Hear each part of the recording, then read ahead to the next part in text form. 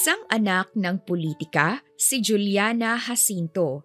At nang kinakailangan nito ng tagapagbantay dahil sa muntik na itong madukot ng kalaban ng ama sa politika, ay si Von Salvador ang binigay ng ama nito na magbantay sa kanya. Si Von na mapang-asar, mainitin ang ulo at napaka-imposibleng lalaki na nakilala niya. Imbes na siya ang mag-set ng rules, ay si Von pa ang nag-set para sa kanya. Daig pa nito ang boss kung mag-utos. Paano pala kung sa huli ay malaman niya na hindi ordinaryong tao lang si Von Salvador at isa pala itong CEO? Magandang araw mga ka-Dear Selin! Bago ko simulan ang kwento natin ngayong araw, huwag kalimutang bisitahin ang ating website na talesofsiren.com or i-download ang ating Tales of Siren app sa Google Play Store at Apple Store. Muntik ka nang madukot kahapon, Juliana! Wika ng daddy niya sa gitna ng kanilang hapunan. Ipinatong niya ang hawak niyang kubyerto sa kanyang plato at hinarap ang kanyang ama. Dad, there's nothing to worry po. Wala naman pong masamang nangyari sa akin. I am safe now. And maybe napagkamalan lang nila ako. Relax ka lang po, Dad. Relax? How can I, Juliana? Malapit na ang eleksyon at alam kong threat na iyon sa akin. Marami akong kalaban na tatakbo bilang gobernador ng probinsya natin, iha. Dad, hindi naman po siguro lahat ng nangyayari ay connected dyan sa political career mo. May posibilidad nga ang kalaban ng daddy niya sa politika ang nagplanong kumidnap sa kanya kahapon paglabas niya sa university. But to be honest, ay hindi naman siya natatakot. Siguro ay doblehin na lamang niya ang kanyang pag-iingat. Hindi pa rin mapapanatag ang loob ko hanggat hindi ko nasisiguro na safe ka araw-araw habang wala ako, anak. Okay, stop mo na pagpapatakbo mo ngayong eleksyon, Dad. Natatawang biro niya sa kanyang ama. Alam niyang hindi magagawa ng ama niya ang bagay na yun. He loves serving people. Kahit naman tumigil ako sa politika, ay alam kong hindi na magiging normal ang buhay natin, Julie. Alright, you don't have to worry then, Daddy. Siya nga pala, okay na po ba ang food pack na ipamimigay mo sa bayan? Sasama ako sa iyo, Dad. Ipinagpatuloy na niya ang naudlot niyang pagkain. Hindi mo na kailangang sumama, iha. By the way, I have a plan for you. Nakakunot ang kanyang noo na napatingin sa kanyang ama. Plan? Ano po yun? Actually, hindi ko alam kung magugustuhan mo ito. But I am doing this para masiguro kong safe ka always. And whether you like it or not, ay walang makapagbabago ng napagdesisyonan kong ito, Juliana.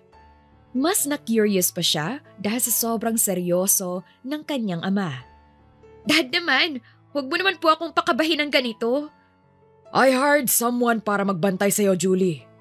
Hindi niya alam kung matatawa ba o maiinis sa sinabi ng kanyang ama. Ayaya? Really, Dad? 23 na po ako at graduate na this year sa college. Hindi naman yaya ang kinuha ko, Juliana. Kumuha ako ng tagapagbantay to protect you. Dad naman, hindi ko po kailangan ng sinasabi mong magbabantay sa akin. Iiwasan ko na lang yung pagpunta sa public places. Sasanayin ko na lang ang self ko na ang routine ay university at bahay para hindi ka na mag-alala pa, Daddy. Just thinking now na may nagmamasid sa kanya araw-araw ay parang nasasakal na siya. No, Juliana. Ako ang masusunod this time. No, Dad. I insist. Hindi ko po kailangan ng ibang taong magbabantay sa akin. Dodoblahin ko na lamang po ang aking pag-iingat para sa safety ko. At para na rin po, huwag ka na mag-alala sa akin. Hindi nagsalita ang daddy niya. Tiningnan lamang siya nito. Sa isip niya ay nakumbinsi na niya ang kanyang ama sa gusto niya. Tinapos na niya ang kanyang pagkain para pumasok na sa kanyang silid. Magmo-movie marathon siya ngayon dahil wala siyang pasok at holiday kinabukasan. Good morning, Dad! Lumapit siya sa kanyang ama at humalik sa pisngi nito. Naabutan niya itong nagkakape sa dining area. Good morning, aking prinsesa. How's your sleep? Napangiti siya. Okay na okay, Daddy. Anong breakfast ang gusto mo at ipagpahanda ko iyon kay Janet? Tukoy nito sa kanilang mayordoma. No need na po, Dad. I just have a cup of coffee habang nagbabiyahe. Isang subject lang naman ang klase ko sa umaga na to. After nun, uuwi na lang po ako dito kaagad. Tsaka na ako mag-aalmusal. Okay, kung yan ang gusto mo. Napangiti siyang lumapit sa kanyang ama at mabilis na hinalikan ang pisngi nito. Bye, Dad! I really need to go na at konti na lang late na ako. Nagmamadali na siyang lumabas ng bahay, bit-bit ang kanyang libro. Manong Lito, aalis na po ako! Tawag niya sa kanyang driver na abala sa paglilinis ng kotse na ginagamit nito sa paghatid sundo sa kanya sa university. Kasi Yana, hindi na ako maghahatid sa'yo sa eskwelahan mo. Nakakamot sa ulo na sagot sa kanya ng matanda. By the way, yan na nga pala ang nakasanayan nitong itawag sa kanya. Halos kalahati ng buhay nito ay driver na ito ng pamilya nila at hindi na iba ang turing nila kay Mang Lito. Po? May iuutos po ba sa iyo si Daddy na hindi po kayo pwede ngayon? Kasi… It's okay po. Nginitian niya ang matanda. Di bali na po, magko-commute na lang po ako kung may gagawin po kayo ngayon. Nasisiguro ko naman na maraming taxi dyan sa labasan po. Pakihatid na lang po ako dyan sa may labasan, please. Malilate na po kasi ako, Mang Lito. Paglalambing niya sa matanda. Napakamot naman ito sa ulo at alanganin na tumingin sa likod niya. Kasi Yana, may bagong nang maghahatid sa'yo. Po? May kinuha pong bagong driver ang Daddy? Sino po? At saan nga po pala siya ngayon? Bahagya pang tumaas ang kanyang boses. Nasa likod mo lang siya, Yana. Dahan-dahan naman siyang napalingon sa tinuturo sa kanya ng matanda at parang hindi siya makapaniwala sa kanyang nakita ngayon. Pero mas hindi siya naniniwala na ito ang magiging driver niya. Paano kasi ang lalaking nakatayo at nakasandal sa kotse ng daddy niya ay isang matangkad, 6-footer to be exact, literal na tall, dark, and so freaking handsome. To think na isang plain white shirt and black denim lang ang suot nito. But mind you, ang white t-shirt naman na iyon ay hapit sa tila napaka-perpekto nitong katawan. Para itong Italian model. Maraming gwapong lalaki siyang nakikita sa mga gatherings ng ama niya o kahit sa university. But this man is different from any of them. Siya? Tanong niya sa matanda kasabay ng kanyang pag-make face. Siya nga, Yana. Teka, at ipakikilala kita sa kanya. Mabait naman siya. Sigurado po kayo, Manong Lito? Na mabait siya. Oo naman, siguradong sigurado, Yana. Tsaka gwapo rin pala. Nakita mo naman, di ba? Hindi po pisikal na anyo ang ibig kong sabihin.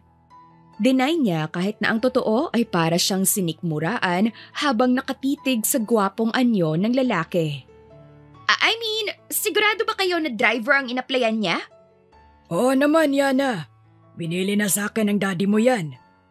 Tumingin ito sa direksyon ng lalaki. Pwede ka bang lumapit dito saglit, Von? Basta po kayo, Mang Lito. Masigla namang sagot ng lalaki. Von, sambit ng isip niya.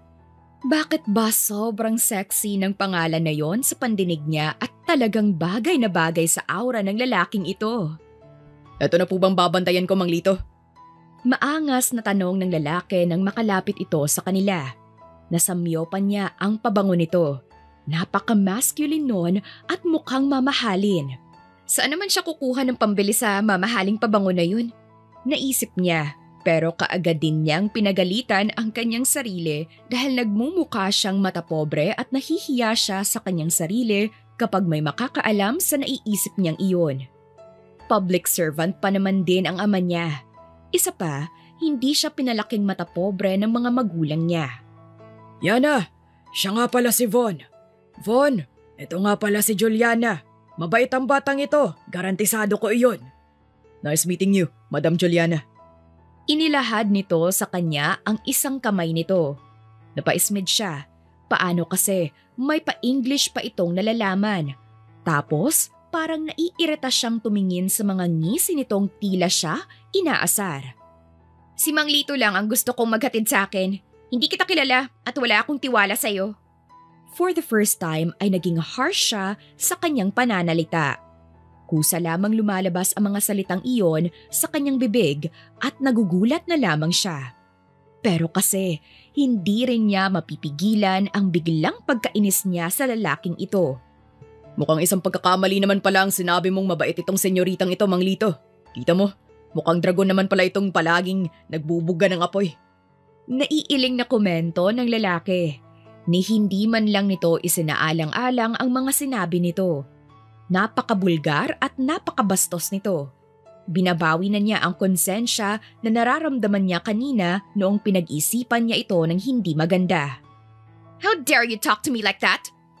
Nagngingit-ngit niyang sabi. Di wag mo rin akong kausapin kagaya ng sinabi mo kanina. Sinabi mong hindi ako mapagkakatiwalaan, di ba? Anong iniisip mo na may gagawin akong hindi maganda sa'yo habang nasa loob tayo ng kotse? Tumawa ito. Relax. Hindi ang isang kagaya mo ang tipo kong babae, madam. Very plain and boring. Nanlalaki ang mga mata na napatingin siya sa kanyang sarili. Nakasalamin siya pero hindi siya ordinaryong tingnan sa suot niya na above the knee at pencil cut na uniform niya. Plus, ng polong katerno nito na hapit sa makurban niyang katawan. In fact, hindi sa pagmamayabang ay maraming naiinggit sa maputi, makinis at mahaba niyang legs. Idagdag pa ang shape ng katawan niya na parang bote ng makurbang soda. Alam mo ba talaga kung sino ang kausap mo? Nandidilat ang mga matang tanong niya sa lalaki. Ngayon lang siya nakatagpo ng lalaki na parang walang pakialam kung anak man siya ni Art Jacinto, ang respetado at mahal ng tao na gobernador ng kanilang distrito.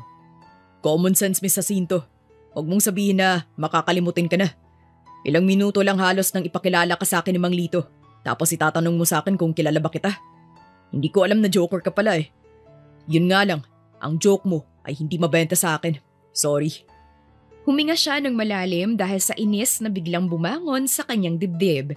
Hindi niya alam kung sinasadya ba siyang asarin ng lalaking ito o sadyang ganito lang talaga ito kapresko. Huwag mo naman akong turuang manampal sa unang pagkakataon. Please lang. Mabait akong tao. Bulong niya na pilit pinapakalma ang kanyang sarili. Narinig ko yun. Sobrang lakas ng pandinig ko sa mga pabulong-bulong na ganyan, madam. Inirapan niya ito at pinigilan ang sarili na sumagot pa. Ayaw niya talaga lumabas ang kanyang bad side. Tara, Manong Lito. Pakihatid na po ako, please. Malilate na po ako sa subject ko. Kasaya na. Kabiling-bili na ng daddy mo na siya na talaga maghahatid sa...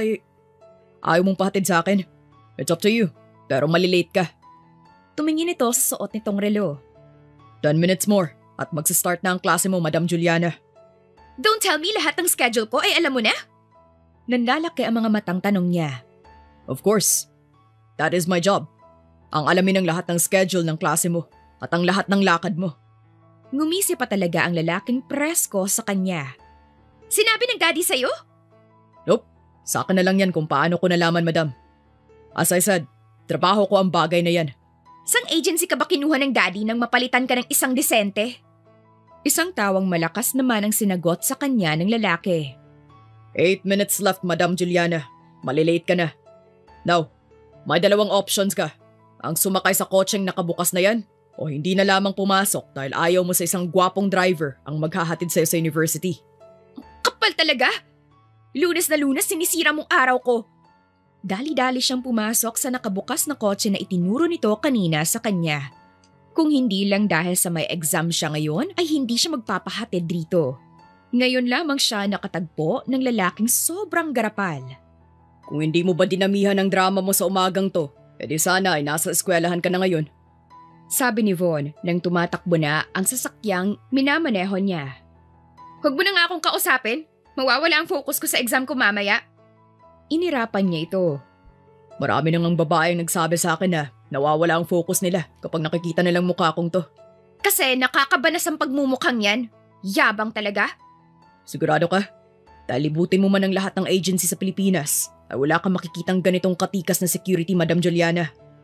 O baka ibig mong sabihin ay wala akong makikitang kasing yabang at kakapal na mukha mo. Isang malakas na tawa ang pinakawala nito dahil sa sinabi niya. Hindi niya mapigilan ang kanyang sarili na titigan ito. Nakakainis pero nakikita niyang lalong gumwapo ito habang nakatawa. Iyong tawa na parang inaakit siya kahit na hindi naman. At ewan din niya kung bakit parang bumibilis ang pagpintig ng kanyang puso habang tinititigan ang lalaking ilang minuto pa lamang niya nakikilala. Stop talking! Malakas na sabi niya nang makita niyang akmang magsasalita ang lalaki. Sure, sinabi mo eh. Nakahinga siya ng maluwag noong tumigil na nga sa kakasalita ang lalaki.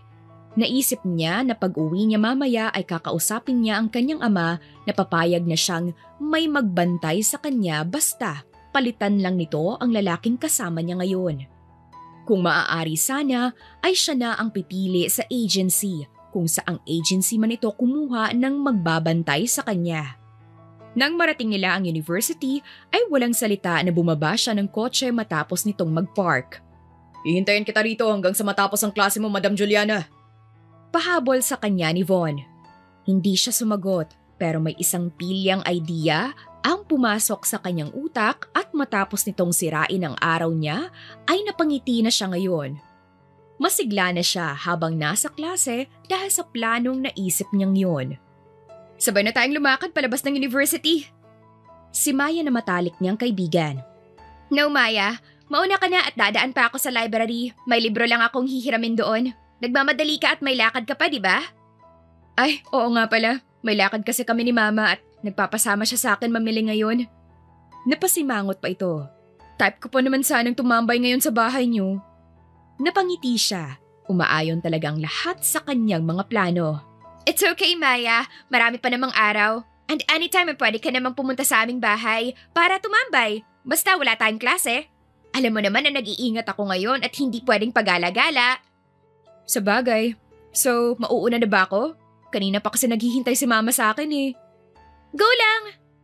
Nang lumabas ng classroom nila si Maya, ay mabilis rin niyang kinuha ang kanyang bag at lumakad na. Sa harap ng university si Von nakapark at sa exit sa likod siya dadaan. Tatakasan niya ang walang hiyang lalaking yun. Tingnan lang niya kung hindi pumuti mata nun sa kahihintay sa kanya mamaya. Sumabay siya sa naglalakad ng mga estudyante at tinahak ang exit sa likod.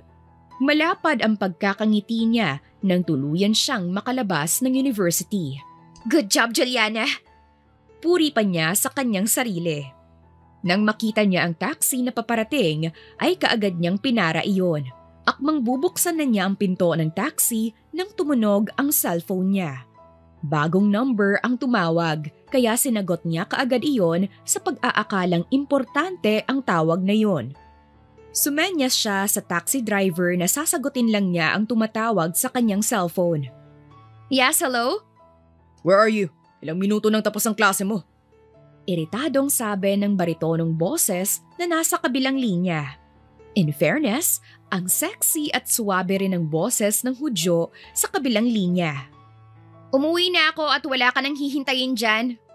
Gusto niyang palakpakan ang sarili dahil sa success ng ginawa niyang plano. Pinatay niya ang cellphone niya at taas noong binuksan ang pinto ng taxi. Great job, Madam Juliana. Kaya lang ang mga ganyang galawan ay hindi na mabenta sa akin. Malakas ang radar ko na iyan ang gagawin mo. Kaya dyan na lang ako nagpark ng sasakyan. And my instinct never fails me. Napatingin siya sa kamay niyang hinawakan nito dahil pinigilan siya nitong buksan ang pinto ng taxi. Kinatok nito ang bintana ng taxi na kaagad naman ibinaba ng taxi driver. Boss, pasensya ka na. May konting LQ lang kami nitong girlfriend ko. Alam mo naman siguro mga babae napakatupakin. Walang problema, sir. Napangiti pa ang driver at halatang kinilig nang hapitin siya ni Von sa kanyang bewang. Don't move. Mahina at mapanganib nitong bulong sa kanya nang papalagsa na siya. Inisip pa ng driver na isang sweet gesture ang sinabing yon ng lalaki na ubod ng kapal ang pagmumukha. Eto boss, sa'yo na to para sa abalang nagawa sa'yo ng girlfriend ko. Inabot nito sa lalaki ang 500 piso at hinila na siya palayo roon. Hindi niya talaga naiintindihan ang lalaking ito. Parang balewala lang dito ang pagbigay ng ganoong halaga sa taxi driver samantalang umaasa lang naman ito sa sasahurin nito sa daddy niya. She's not matapobre, reality lang ang pinagbabasehan niya. Sumakay ka na. Turo nito sa sasakyang nasa harap niya. May inis sa boses nito at walang halong kapilyuhan kagaya kaninang ihatid siya nito. Why don't you leave me alone? Tapos, huminga siya ng malalim. Paano kasi ay nahihirapan siyang banggitin ang sinabi nitong kasinungalingan kanina sa taxi driver na girlfriend daw siya nito. Tapos ano?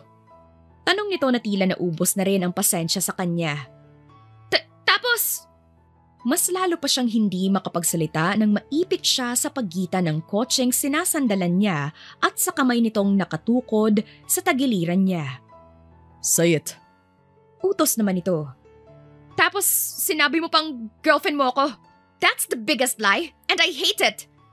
Get inside the car. Mahina pero naguutos nitong wika. At aba, naguutos ka pa talaga sa akin ha? Gusto kong ipaalala sa'yo na sumasahod ka sa daddy ko at dapat na ako lang ang mag-utos sa'yo. Women, bakit bang daldal niyo mga babae? Tinitigan siya nito ng isang titig na nagbabanta. Pumasok ka na sa loob ng kotse, Juliana. Sa loob natin yung pag-uusapan yung rules mo at rules ko. Natikom niya ng mahigpit ang kanyang mga labi dahil sa matinding inis. May sariling rules pa talaga ang demonyong lalaking to. Ayaw mo ba talagang pumasok? Binalingan siya nito. Kung ayaw ko nga talaga, may magagawa ka ba? Ayaw mo? Sigurado ka? Baka pagsisihan mong desisyon mong yan, Madam Juliana. Di ako kagaya ng ibang tauhan nyo na kayang sumunod sa mga kaartehan mo. At sinabi mo pa talagang maarte ako? Itanong mo sa lahat ng kasama ko sa bahay kung totoo yang walang kwenta mong bintang sa akin. Demonyo ka talaga? So, ayaw mo talagang pumasok sa loob ng kotse? Kung ayaw ko, ay wala kang pakialam. Talaga lang ah. Kaso, hindi talaga mabenta sa akin ang mga ganyang kaartehan sa buhay, Madam Juliana. Kaya pasensya ka na. At ang isang kagaya ko ay hindi marunong yumuko sa kahit na sinong nilalang na may mataas na antas sa lipunan. Kahit na ikaw pa ay isang reyna ng bansa. Ang sumunod nitong ginawa ay talagang hindi niya alam kaya hindi niya napaghandaan. Bigla na lamang siya nitong nilapitan, kinarga at ipinasok sa loob ng kotse. Halos hindi mawari ang kanyang nararamdaman ng mga sandaling yun.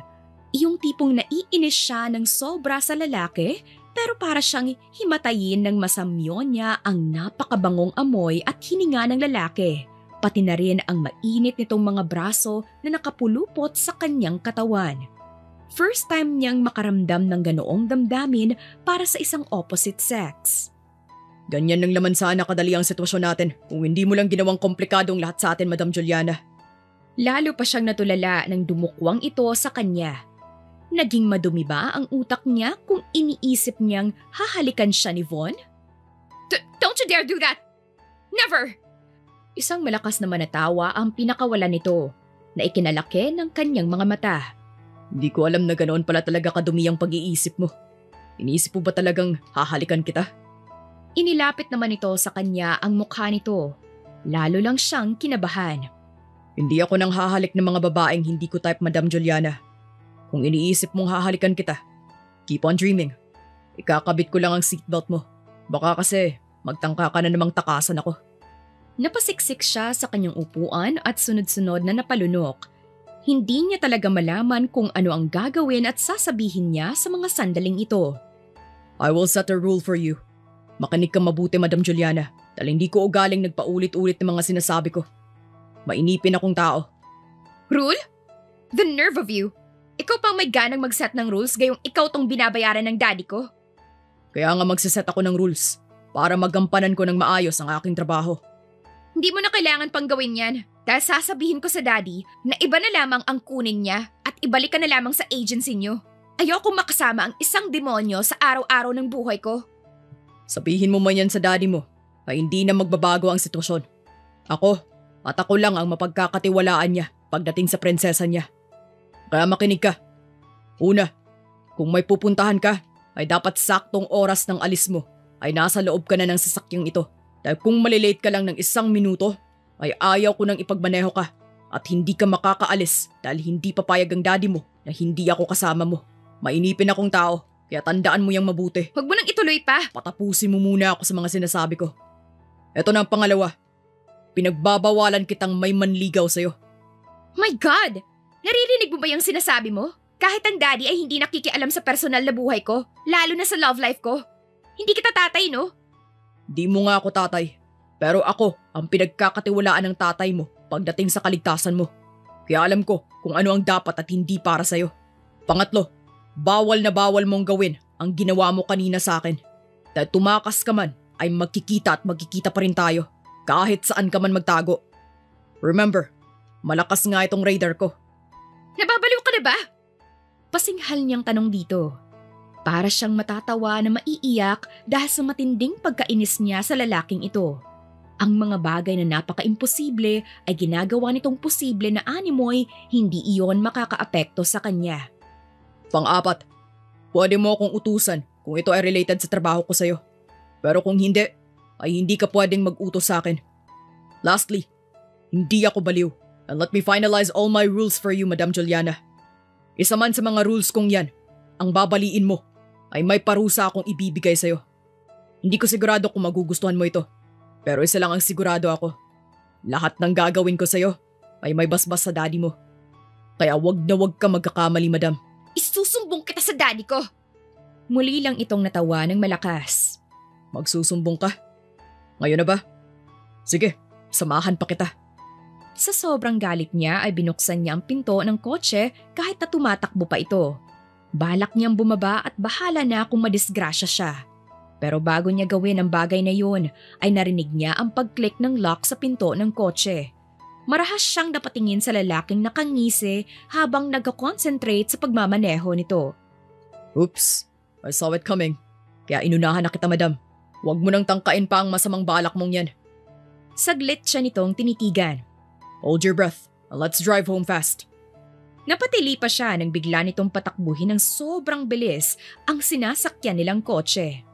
Napapikit siya at halos pigilan niya ang kanyang hininga. Pakiramdam niya ay ito na ang last na mabuhay siya sa mundong ito. We're here, Madam Juliana. Sinabi ko naman sa'yo na mabilis tayong makakauwi. Idinilat niya ang kanyang mga mata at napahinga siya ng maayos nang makita niyang nasa garahe na nga talaga sila ng kanilang bahay. Am I still alive? Nanghihina niyang tanong. Hindi rin niya mapigilan ang mapaluha dahil sa matinding takot na kanyang nararamdaman. Bigla naman ay lumambot ang ekspresyon sa mukha ni Von. Hinawi nito ang ilang hibla ng buhok niya na napunta sa kanyang mukha. I'm sorry kung natakot ka. Nagalit lang talaga ako sa binalak mong pagtakas sa akin. Walang hiya ka talaga? Balak mo pa yata akong patayin? Bulyaw niya rito nang makabawi siya sa takot na naramdaman niya kanina. Hindi niya mapigilan ang sarili. Isang malakas na sampal ang ipinadapo niya sa mukha nito. Muli naman siyang natakot nang makita niya ang pag-apoy ng galit sa mga mata nito. Napasandal siya sa backrest ng kinauupuan niya. Sa loob niya ay gagantihan niya ang lalaki. Tahimik naman na umupo ng tuwid si Von. It's okay. Deserve ko naman ang sampal mong yun. Napabuntong hininga ito. Hindi ko ugali ang mag-sorry sa isang tao kahit na ako ang mali, Juliana. But this time, I'm humbly asking your forgiveness. Pagpasensyahan mo na ang ginawa ko. Sadyang ako ang klase ng taong mainitin ang ulo. Someday, maiintindihan mo ang lahat. Ang pagpapakumbaba na yon ni Von ay parang umantig naman sa kanyang dibdib. Natigilan siya at hindi nakaimik. Kung makakaluwang sa pakiramdam mo ang sampalin ako ulit. Sige lang, sampalin mo pa ako ulit. Napatingin siya sa lalaki. Mataman din pala itong nakatingin sa kanya kaya nagtama ang kanilang mga mata. I'm fine now. Just don't do it again. Mahina niyang sabi na siya ang unang nagbawi sa pagkakatitigan nilang yon ni Von. Hindi na rin nagsalita ito. Binuksan ito ang pinto ng kotse at bumaba na.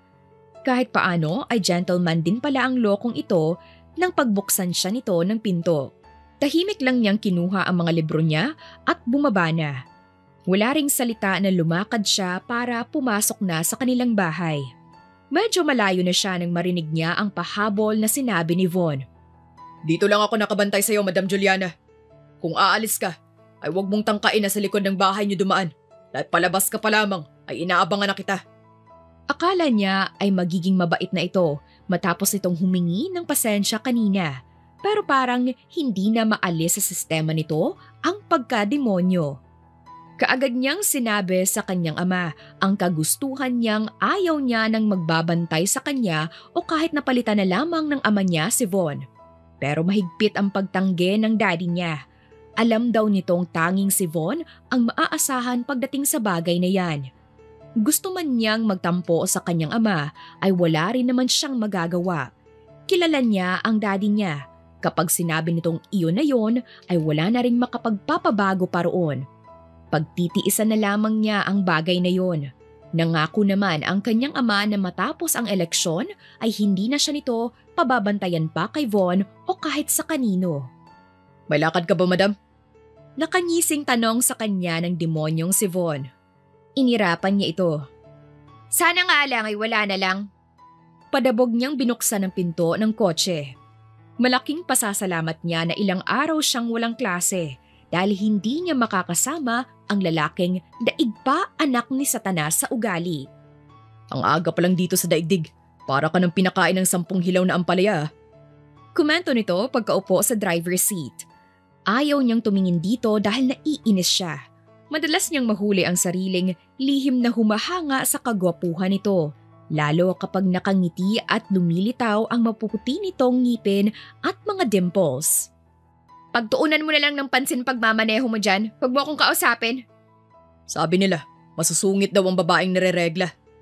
Singit nito. Pero sa'yo, araw-araw kang masungit. Imposible namang araw-araw kang nireregla.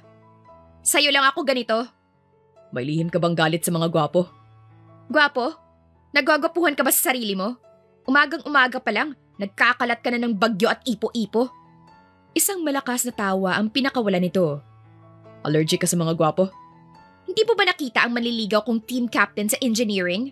Matangkad, sobrang gwapo. Hindi lang ikaw ang nag-iisang gwapo sa mundo, no? Muli itong natawa na parang di makapaniwala. May nakakatawa ba? Galit niyang tanong. Yung payatot na team captain? Yun na ba ang gwapo? Maputla naman yun, hindi tisoy. Pakakulang lang sa sikat ng araw. Aba, hindi ka lang walang hiya. 10 layer pa ng kapal ng pagmumukha mo. Masama bang magsabi ng tama, Madam Juliana? Tumahimik ka na nga. Nawawalan ako ng ganang mag-aral sa'yo eh. Akma itong sasagot, ngunit pinigilan niya. Stop it! Tumahimik ka na! Hindi na ito sumagot. Bagkos natatawa lang. Inirapan niya ito, ngunit binigyan siya nito ng killer smile at kindat.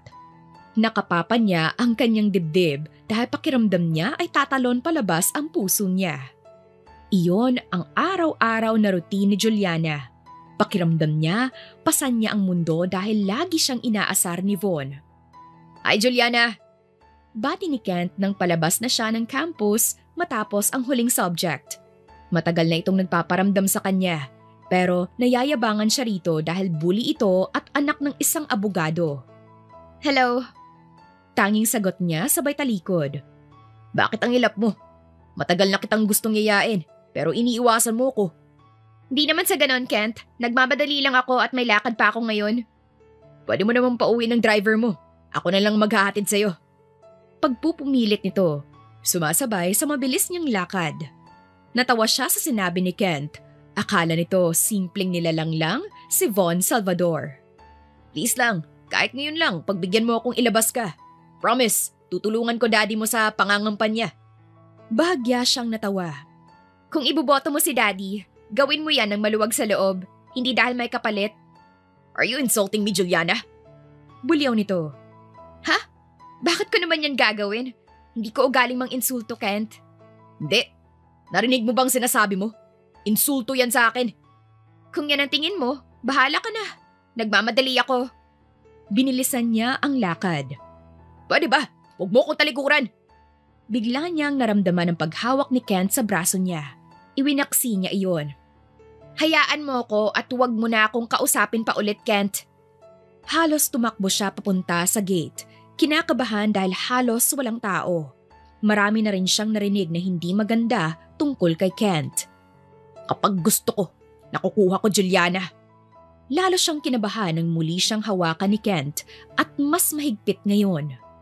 Kent, please! Sa ayaw at gusto mo, sasama ka sa akin ngayon. Halos maiyak siya sa higpit ng hawak nito. Paglabas nila ng gate, nakita niya si Von agad na napatingin sa braso niyang hawak ni Kent.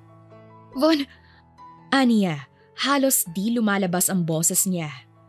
Kita niya ang galit na sumiklab sa mga mata nito. Bakla ka ba? Tanong ni Von, sabay kuha sa braso ni Juliana.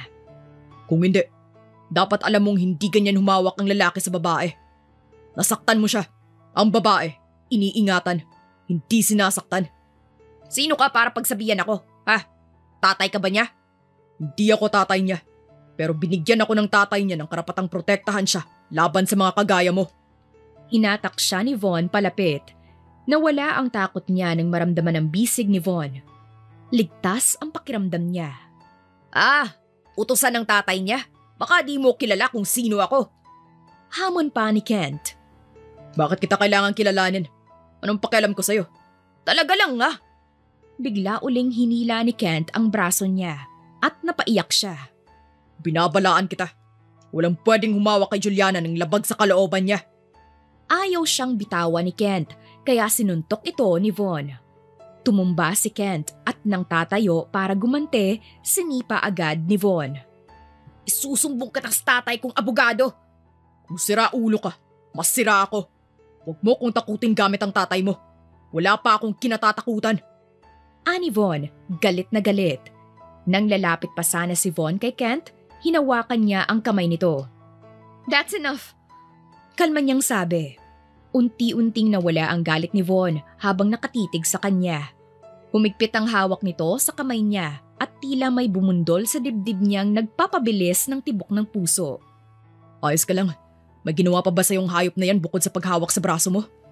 Halatang nag-aalala si Von. Umiling siya. Kung dati ay demonyo ang tingin niya kay Von, ngayon ay tila superhero ito. Nang tumakbo palayo ang paika-ikang si Kent, tsaka lamang naputol ang pagtititigan nila. Di na yun nalapit. Matapang lang yun kasi walang sumusupalpal sa kabalbalan niya. Salamat, sabi niya bago tumungo sa sasakyang minamaneho nito. Hindi na niya kayang tiisin ang titig ni Von. May kakaiba siyang nararamdaman ngayon. Sandali. Napalalim ang hinga niya nang maramdaman ang magaspang at mainit na kamay ni Von. Kanina ay takot siya kay Kent. Ngayon naman ay kakaibang kaba ang hatid ng hawak ni Von. Parang tumatagos hanggang puso. No one can hurt you while I'm still alive, Madam Juliana. Hindi ko hahayaang masaktan ka. Mahinang sabi ni Von na hindi na inaasar siya. Salamat ulit, Von. Napamura ito. Bakit ang sarap pakinggan pag binibigkas mong pangalan ko? Ngumiti ito. Sigurado ka bang wala siyang ibang ginawa sa'yo? Kung meron, hahabulin ko siya kahit saan. Wala na talaga. Napangiti siya. Daig pa nito ang daddy niya kung magalit. Ang ganda mo lalo kapag nakangiti ka. Sana, araw-araw mo na lang akong ngitian, Madam Juliana. Umuwi na tayo. Gusto ko na magpahinga. Nahihiya siya sa banat ni Von. Masanay siyang iniinis nito. Kapag ba magkita tayo sa susunod na kabanata, papansinin mo pa kaya ang isang katulad ko, Madam Juliana? Natigilan siya. Anong klaseng tanong yan? Malapit ka ng graduate, kaya di mo na kakailanganin ng bantay. Baka pag nagkita ulit tayo, di mo na ako pansinin. Mas napatunayan niyang hindi simpleng tao si Von. Parang may kaya ito. Masyado pang matagal yan, Mr. Salvador. At malamang maraming buhok pang malalagas bago mo ko tigilan. Hindi na niya ito hinayaang magsalita. Naglakad siya pabalik sa kotse, litong-lito sa mga nangyayari at sa nararamdaman niya. Nagpasalamat siya dahil hindi na sinabi pa ni Von sa ama niya ang nangyari kanina sa university. Pinilit niya kasi ito na hindi na sasabihin pa dahil ayaw niyang mag-alala pa ang kanyang ama. Ang mga sumunod na araw ay nag-iba ang pakikitungo niya kay Von simula nang mangyari ang insidenteng yun. Hindi na niya ito gaanong kinakausap dahil para siyang nawawala ng sasabihin kapag kasama niya ito. Oo nga pala, nabalitaan niyang nag-transfer na rin si Kent sa ibang university. Inisip pa niya noong una na babalikan nito si Von pero hindi iyon nangyari. Tila natakot na iyong magpakita pa sa kanya dahil kay Von. Hindi ka ba masaya na graduate ka na, Juliana? Ang daddy niya. Napalingon siya sa kanyang ama. Kanina ay graduation niya at ngayong gabi ay binigyan siya ng kanyang ama ng isang simple at intimate na party. Mga kaibigan at pamilya lamang niya ang invited. Dapat sana ay masaya na siya dahil nagtapos siya sa kolehiyo na isang magna cum laude. Pero hindi iyon ang nararamdaman niya dahil simula nang magpunta siya sa university para mag-attend ng graduation ceremony niya ay hindi niya nakita si Von. Si Mang Lito na rin ang nag-drive sa kanya at sa daddy niya. Nang marinig niyang may sasakyang pumarada ay halos mabali ang kanyang leeg sa pagtingin sa direksyon kung saan tumigil ang nasabing sasakyan. Pero kaagad naman siyang nadismaya at nalungkot nang makita niyang hindi si Von ang dumating. Napatingin siya sa kanyang relo. 9 p.m. na at nawala na ang konting pag-asa niyang darating pa ito. Are you expecting someone to come, Iha? Agaw ng ama niya sa kanyang pansin. Wala, Dad. Kaila niya. Naiinis siya sa kanyang sarili dahil parang hinahanap na niya ang presensya ni Von. Naiinis din siya kay Von dahil niwala itong sinabi na kahit na ano sa kanya kahapon nung huli niya itong makita. Your eyes are not lying, honey. Hindi na ba darating si Von, Dad? Malapad na napangiti ang ama niya. You missed him? Mabilis siyang umiling. Of course not. Nagtaka lang kasi ako na hindi siya ang naghatid sa akin kanina. Tapos ngayon, hindi rin siya nandito. Di ba trabaho niyang bantayan ako? Akala ko ba ay ayaw mong may magbabantay sa'yo? Tsaka nung unang araw mong nakita si Von ay ayaw na ayaw mo naman sa presensya niya. It's not what you think it is, Dad. I mean, kasi kinuha ng ama niya ang dalawa niyang kamay at hinawakan iyon. You don't need to explain anything to me, honey. Tumikhim ito. Alam ko na magiging masaya ka sa sasabihin kong ito sa'yo. Nagpaalam na si Von sa akin kahapon. Pupunta na siyang States at ngayong araw na rin ito ang flight niya. Literal na bumagsak ang mga balikat niya sa narinig niya. Para siyang papalahaw sa iyak pero pinigilan niya ang kanyang sarili dahil nahihiya siya sa kanyang ama. Napayoko na lamang siya nang titigan ng kanyang ama ang mukha niya. Ayaw niyang malaman ito ang totoong nararamdaman niya. Don't worry, honey. Alam ko na kapag makikita kayong muli ni Von, ay magiging normal na ang lahat sa inyo. Makahulugang sabi nito. Go to your room at may pinabigay kanina si Von na regalo niya sa'yo. Ngayon lang naging thoughtful ang batang yon. Sige, Dad. Titingnan ko. Pinilit niyang ngumiti kahit na ang totoo ay nagbabad siyang pumatak ang kanyang mga luha. Hindi niya alam kung bakit nasasaktan siya ngayon at nagtatampo siya sa hindi pagsabi sa kanya ni Von na aalis na pala ito ng bansa. Pagdating niya sa kanyang silid ay isang malaking kahon ang kaagad na nakita niyang nakapatong sa kanyang kama. Nilapitan niya iyon at kinuha ang note na nakadikit sa kahon. Madam Juliana, congratulations! Sa ilang buwan nating magkakasama ay alam kong araw-araw na nasisira ang araw mo dahil sa akin. Sorry, kahit na hindi ako ang taong mahilig magpakumbaba. By the way, hindi na ako naka-attend ng graduation mo dahil lilipad ako papuntang ibang bansa. Sana sa muli nating pagkikita ay papansinin mo pa rin ako at hindi ka na mapapangitan sa akin. Hope you like my graduation present for you. Mamimiss ko yung katarayan mo, madam ko. Von. Natatawa siya na naiiyak sa mahabang note na yon sa kanya ni Von. Nakakainis to. Sumisinghot na bulong niya. Pero nang buksan niya ang kahon ay napanganga siya nang makita niya ang mamahaling diamond jewelry set. Hindi man niya kilatisin ang mga yon ay alam niyang tunay ang set ng jewelry na bigay ni Von sa kanya. Hindi niya alam kung saan kumuha ng ganon kalaking pera si Von nang pinambili nito ng ganito kamahal na alahas. At hindi niya matatanggap ito kapag magkaroon ng chance na makita niya ito ay ibabalik niya ang alahas na to. Ang buhay ni Juliana ay hindi na naging normal simula nang mawala si Von. God knows kung gaano niya kamiss ang lalaki. Ayaw man niyang aminin pero alam niyang nahulog na ang loob niya kay Von. 3 buwan na rin ang lumipas. Dad, gusto kong magtrabaho. Ilang buwan pa lang simula nang graduate ka, Juliana. Bakit hindi ka muna magbakasyon? Magpahinga ka ng mahaba dahil kapag magtatrabaho ka na, ay hindi mo na magagawang magbakasyon. Bored na po ako dito, Dad. Hindi naman masayang magbakasyon na ako lang mag-isa. Matagal bago nakasagot ang kanyang ama. Bueno, Bibigyan kita ng posisyon sa kumpanya ko para makapag-training ka kung kailan mo gusto, Juliana. Ayoko pong magtrabaho sa kumpanya mo, Dad. Bakit? Soon, maging iyon na rin naman yan kapag hindi ko na kaya pang magtrabaho, anak. Ayokong bigyan mo ako ng kakaibang treatment sa workplace, Dad. Alam ko na kahit sabihin mo sa tauhan mo na hindi iyan gagawin sa akin ay magiging special pa rin ang turing nila dahil alam nilang anak mo ko. Please, Dad, buo na ang desisyon ko. Bumuntong hininga ito. Okay, kung yan ang gusto mo. Pero ipangako mo na aalagaan mo ang kumpanya kapag hindi ko na kayang pangalagaan pa ito, Juliana. Darating tayo riyan, Dad. Pero sa ngayon, gusto kong sa ibang kumpanya muna magtrabaho. Napatango na lamang ang kanyang ama. May alam ako na pwede mong applyan. I don't want your recommendation, Daddy. Gusto kong gawin iyan sa sarili kong paraan. I don't understand young people nowadays. Kung yan ang gusto mo, pero hayaan mong ako ang magbigay ng pangalan ng kumpanya na pag-a-applyan mo, Juliana. I still want what is good for you. Bibigyan kita ng mga kumpanyang maaari mong pag-applyan at ikaw na ang bahalang mag-apply roon.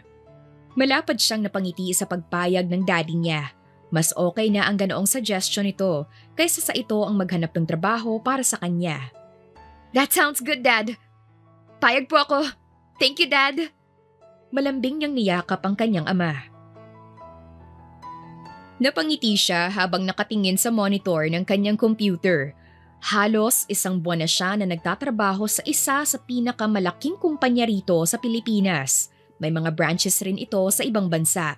Assistant siya ng executive secretary ng kumpanya. Juliana, dapat i-ready mo ang iyong sarili dahil darating sa araw na to si Mr. CEO galing sa kanyang business trip sa ilang bansa. Natigil siya sa kanyang ginagawa nang marinig niya ang sinabi ng executive secretary na si Ginang Cora Garcia. He's coming today, Miss Garcia? Kinakabahan siya dahil ito ang unang beses na ma-meet niya ang CEO ng kumpanya. Parang may kakaiba siyang kaba na nararamdaman na hindi niya maintindihan. Yes, and he will be surprising us. Ganyan si Mr. Salvador, darating siya with no exact time. Kaya habang wala pa siya, ay ayusin mo na ang mga trabaho mong dapat ayusin, Juliana. Hindi mapagpasensyang tao si boss, dapat mo ring ayusin ang kilos mo na naaayon sa kagustuhan niya. Mas tumindi pa yata ang kabang nararamdaman niya sa sinabing yon ni Mrs. Garcia. May isang tao kasi siyang naaalala na hindi mapagpasensya. Napalunok siya nang maramdaman niya ang lungkot at sakit dahil sa bigla na lamang itong lumayo nang hindi niya alam. Yes, Miss Garcia. I will do my best po. I know you will do that, Juliana. First-timer ka sa trabaho mong to, but you did a great job. Dahil sa papuri nito sa kanya ay tuluyan nang nawala ang kaba sa kanyang dibdib. Naniniwala siya na basta ginagawa niya lang ang trabaho niya ng tama ay wala siyang dapat na ikakatakot. Iyan ang palaging sinasabi ng daddy niya sa kanya. It's lunchtime, Julie. Halika, sabay tayo. Umangat ang paningin niya kay Mark. Head ito ng engineering department at ilang linggo nang dumadayo sa kanya kahit nasa panghuling palapag ng building ang opisina nito. Okay. Nginitian niya ang lalaki. Nararamdaman niya na mabait naman ito at ubod pa ng gwapo. Bakit ba feeling ko ang gwapo ko kapag pinapansin mo, Julie? Sus, bola. Tara na nga. Lumakad na sila sa hallway at panayang tawa niya dahil sa mga kwelang kwento ni Mark sa kanya. Dahil nakafocus siya sa sinasabi ni Mark ay hindi niya napansin ang taong nakakasalubong niya. Bumangga siya sa tila pader ng lalaking nasa harapan niya. Oops, sorry. Hinging paumanhin niya. Niyuko niya ang pouch niya na nahulog pero natigilan siya nang makita niya ang kamay na naunang pumulot noon. Pamilyar iyon sa kanya at parang may mga kabayong nagkakarera bigla sa kanyang dibdib. Tiningnan niya ang taong yon at hindi siya nagkakamali. Si Von ang lalaking nakabangga niya. Nagwawala na talaga ang puso niya sa loob ng kanyang dibdib. Hindi ka tumitingin sa dinadaanan mo dahil abala ka sa kausap mo? Oh God, Madam Juliana. Madilim ang mukha nito at halatang mainit ang ulo nito habang tumitingin kay Mark. What are you doing here? May iba ka bang binabantayan dito? Mahinang tanong niya. May nabubuo ng hinala sa isip niya pero hindi niya mapaniwalaan iyon. He's just an ordinary security. Bakit niya iniisip na isa itong may-ari ng kumpanyang pinagtatrabahuan niya? Natawa naman ito, pero halatang nag-aapoy sa galit ang mga mata nito. Kung saan ito nagagalit ay hindi niya alam. Ilang buwan ka pa lang dito, tapos nakatagpo ka na kaagad ng boyfriend aking madam? Nag-iigting ang panga nito sa galit. Pasensya ka na, sir. Sagot ni Mark. Tara, Julie, at baka maubusan tayo ng pwesto sa kantin. Hinila na siya ni Mark. Go back after 15 minutes, Miss Jacinto. May ipapagawa ako sa'yo. And for you, Mr. Ibarra, marami akong revision na ipapagawa sa'yo sa mga latest plan na ginawa mo. Galit nitong pahabol sa kanya. Tumigil siya sa kanyang paglalakad para sana sagutin ang pag-uutos nito sa kanya. Sino ba ito para utusan siya? Halika na, Julie. Sundin mo na lang ang sinabi niya sa'yo. Hindi ko maintindihan ng taong yun kung makapag-utos, Mark. Is he out of his mind? Siya ang CEO ng kumpanyang pinagtatrabahuan natin, Julie. Kaya nararapat lang na sundin natin ang inuutos niya. Mainitin pa naman ang ulo ni Mr. Salvador at wala rin siyang pasensya at konsensya. Hindi siya nakasagot. Hindi niya alam kung paano naging boss niya ngayon ang dating driver/tagabantay niya. Halika na nang makakain na tayo at hindi malate sa sinasabing oras na sinabi ni Mr. Salvador, Julie. Pagbalik niya sa opisina ay naabutan niya si Von na nakaupo sa kanyang table mismo. Sinisipat nito ang mga gamit niya roon. Kahit na tumikhim pa siya ay hindi man lang ito natinag sa pinagkakaabalahan nito. Alisin mo ang mga love notes ng mga admirer mo sa kumpanyang ito rito sa lamesa mo, Madam Juliana. Formal ang tono nito. Love notes? Nabasa mo ba mga yan? Nakita mo bang love notes yan? Si Mrs. Garcia na nasa loob ng opisina niya ay hindi nakakibo at tahimik lang na nagmamasid sa palitan nila ni Von ng maaanghang na mga salita. Hindi love notes? Nakita mo na bang may heart emoji pa ang mga notes na to? So, anong connection nun sa trabaho ko? Ginagawa kong maayos ang trabaho ko rito sa kumpanya mo, Mr. Salvador. I don't want this kind of nonsense stuff in my company, madam. Kung magligawan man kayo, ay sa bahay nyo at hindi rito sa opisina ko. O, edi sige. Wala namang problema sa daddy. Ikaw lang naman tong saksakan ng strikto kahit na wala naman sa tamang lugar. Ano, habang nagtatrabaho ako rito, ay bawal ako makatanggap ng kahit na ano mula sa mga binatang nandito? Biglang binagsak ni Von sa ibabaw ng mesa niya ang folder na hawak nito. Oo, ayoko. Masaya ka na. Mataas ang boses na sabi nito. Tumikim naman si Mrs. Garcia. Sir, lalamig na po itong kape na ipinatimpla mo po sa akin. Itapon mo yan, Cora. At sabihin mo rito kay Madam Juliana na ipagtimpla ako ng panibagong kape. Black and no sugar and cream. Nasa harapan mo na ako. Bakit sa kanya mo pa sinabi yung pinag-uutos mo sa akin? Baliw ka ba? Hinawakan siya ni Cora sa isang kamay at hinila palayo. Huwag mo na siyang kontrahin pa, Julie. Sundin mo na lang ang pinag-uutos niya sa'yo. Mukhang mainit ang ulo niya ngayon. Napahinga na lamang siya ng malalim at pumasok sa pantry para sundin ang utos nitong magtimpla ng kape. Kung na-miss niya ito noon, ngayon naman ay naiinis siya rito. Hindi niya maintindihan ang inaakto nito. Noon ay mapang-asar ito, ngayon naman ay parang galit na galit ito sa buong mundo. Pagbalik niya sa opisina niya ay nandoon pa rin si Von, tahimik na nagmamasid sa kanya. Hindi na siya nagsalita pa para wala ng gulo. Inilapag na lamang niya ang tasa ng kape nito sa ibabaw ng mesa. Bahala na ito kung kunin ito o hayaang lumamig iyon. I'm sorry kung umakto na naman ako ng ganoon kanina, madam.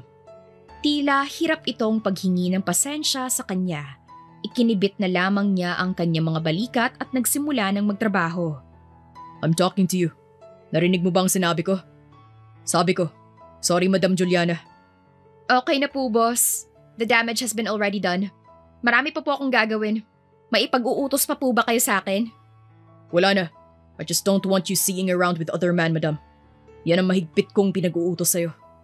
Humugot siya ng malalim na hininga para hindi na sumagot pa. Ayaw na niyang makipagtalo pa rito dahil alam naman niya na hindi niya matatalo ito. May pasalubong nga pala ako sa'yo. Hope you like it. Napatingin siya sa itinuro nitong kahon. Bigla niyang naalala ang binigay nitong graduation gift sa kanya. Kaya pala kaya nitong bumili ng ganoon kamahal na alahas dahil hindi naman ito ordinaryo lang na mamamayan. Yung binigay mo noong graduation ko, ibabalik ko sa'yo yun. Hindi ko matatanggap yun. Hindi ako materialistic na babae, Mr. Salvador. Basta ibinigay ko na, ay hindi ko na rin ugaling kukunin pabalik, Juliana. You better keep it. Kung ayaw mong itapon ko yon sa basurahang nasa harapan mo mismo. Lumabas na ito. Ilang minuto muna ang pinalipas niya bago binuksan ang sinabi nitong pasalubong sa kanya. Lumuwa ang kanyang mga mata nang makita niya na ang laman nun ay ang paborito niyang luxury bag and shoes from her favorite brand.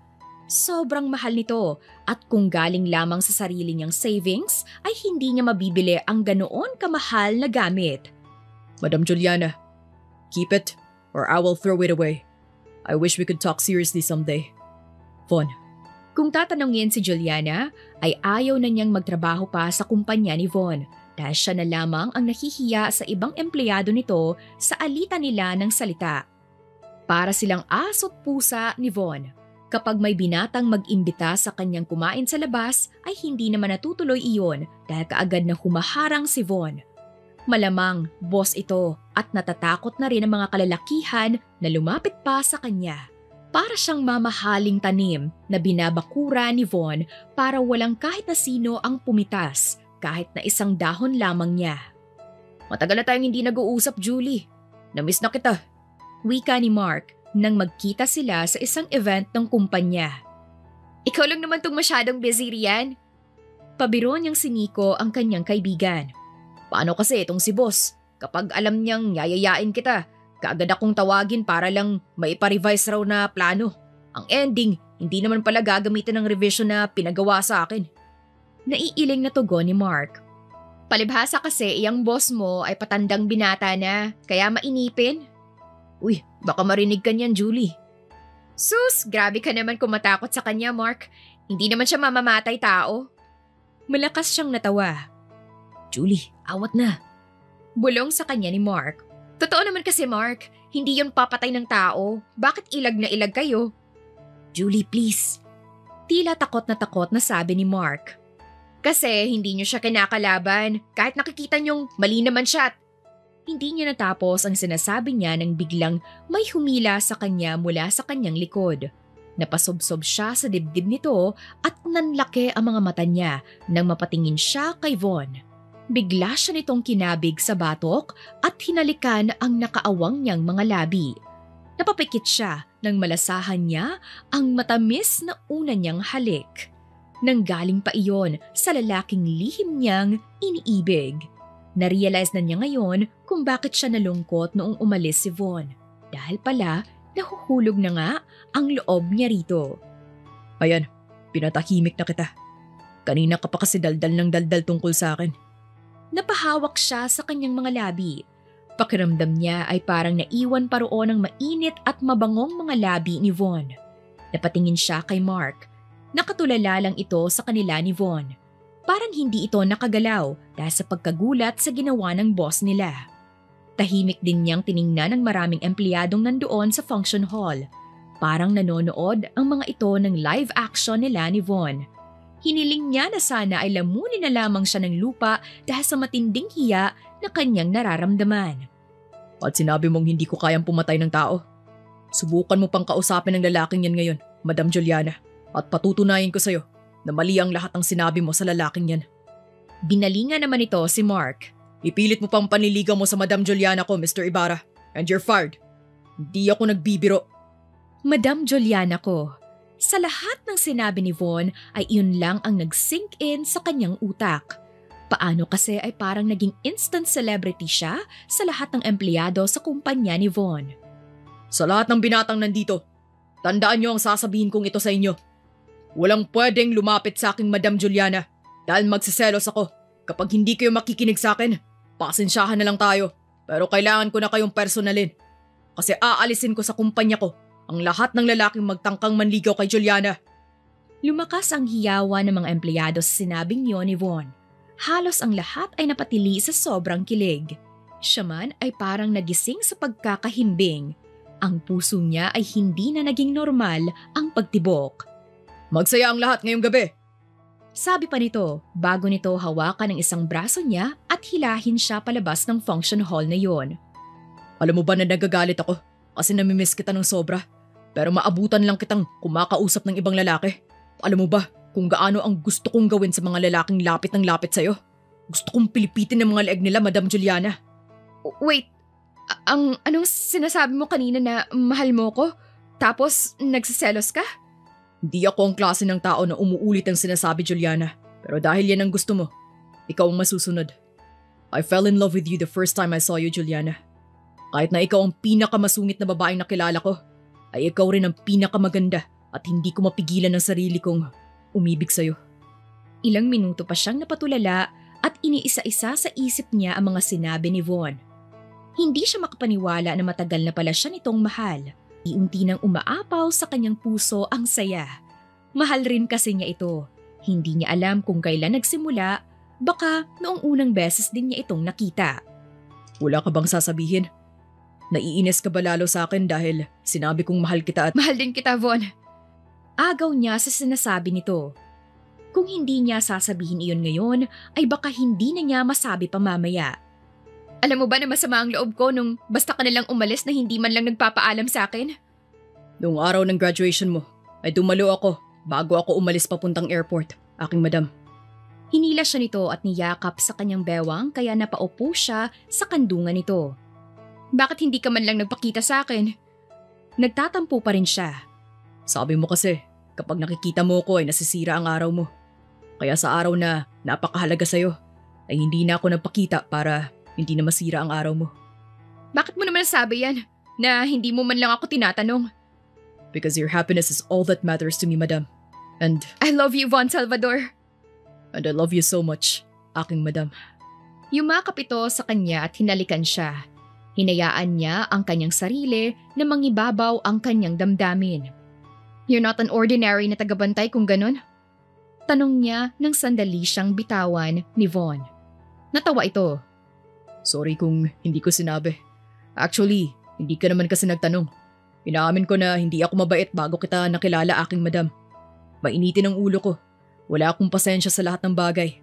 I am ruthless, and that's why my dad challenged me. Kinausap niya ang daddy mo na ako ang magbantay sa'yo. Sabi niya kung mapabago mo ko ay ibibigay niya ang buong kumpanya niya sa akin. Pero nung nakita na kita, ay binago ko ang challenge sa akin ni daddy. Paanong binago mo? Sabi ko, kahit hindi na niya ibibigay ang buong kumpanya sa akin, basta maipanalo lang kita. Hiniling naman ng daddy ko ang bagay na yun sa daddy mo. And thank God, pumayag naman ng daddy mo na ligawan kita.